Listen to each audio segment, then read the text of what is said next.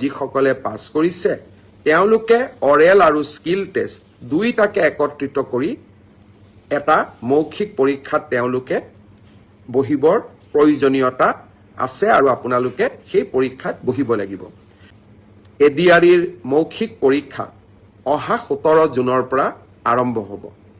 আপোনালোকে জানে ADRE third grade অৰ্থাৎ তৃতীয় বৰ্গৰ বাবে যিসকল উত্তীৰ্ণ হৈছে তেওঁলোকে 3টা পৰীক্ষা দিব লাগিব।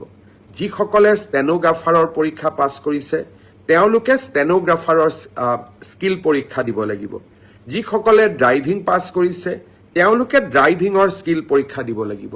আৰু যিসকলে সাধাৰণ তৃতীয় বৰ্গত পাছ কৰিছে তেওঁলোকে কম্পিউটাৰৰ স্কিল পৰীক্ষা দিব লাগিব। আনহাতে চতুৰ্থ বৰ্গত যিসকলে পাছ কৰিছে তেওঁলোকে অৰেল আৰু স্কিল টেষ্ট দুইটাকে একত্ৰিত কৰি এটা মৌখিক পৰীক্ষাত তেওঁলোকে বহিবৰ প্ৰয়োজনীয়তা আছে আৰু আপোনালোকে সেই পৰীক্ষাত বহিব লাগিব।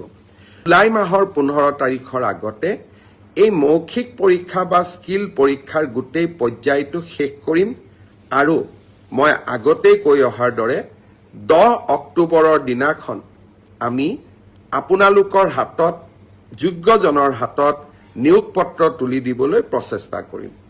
10 অক্টোবৰৰ দিনটোতে আমি post graduate teacher, graduate teacher, LP, এমইৰ শিক্ষক আৰু স্বাস্থ্য বিভাগৰ বিভিন্ন পৰীক্ষাত উত্তীৰ্ণ হোৱা আৰু এডিআৰইৰ পৰীক্ষাত উত্তীৰ্ণ হোৱা এই আটাইসকলকে একেলগে খানাপাৰা ফিল্ডলৈ মাতি আনি আমি নিযুক্তি পত্ৰ আগবঢ়াম।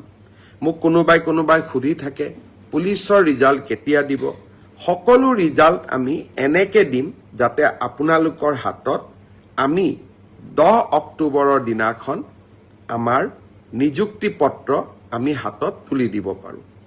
বহুতে মোক সুধিছে যে এডিআৰইৰ নতুন এডভাৰটাইজ কেতিয়া হ'ব, পুলিচৰ নতুন এডভাৰটাইজ কেতিয়া হ'ব। মই আশা কৰোঁ অক্টোবৰ মাহত নিযুক্তি পত্ৰ দিয়াৰ পিছতেই আমি নৱেম্বৰ মাহত নিশ্চয় আকৌ চৰকাৰী চাকৰিৰ বিজ্ঞাপন দিবলৈ সক্ষম হ'ম। আৰু এইবাৰ আমাৰ চৰকাৰী বিভাগৰ তৃতীয় চতুৰ্থ পুলিচ সকলোৰে বাবে যে আমি মিউচুৱেলি ট্ৰান্সফাৰ নকৰোঁ কিয়। বহুজনে আবেদন কৰিছিলে কিন্তু আমি প্ৰায় 9,000 জনক এই মিউচুৱেল ট্ৰান্সফাৰৰ কাৰণে বিভিন্ন পৰীক্ষাৰ পিছত যোগ্য বুলি বিবেচিত কৰিলোঁ। অহাকালি সন্ধিয়া নহয় বিয়লি 4 বজাৰ পৰা 4:30 বজাৰ ভিতৰত আমি আনুষ্ঠানিকভাৱে মিউচুৱেল ট্ৰান্সফাৰৰ অৰ্ডাৰসমূহ আমি মুকলি কৰিম। চৰকাৰী কৰ্মচাৰীয়ে একেলগে একে সময়তে নিজে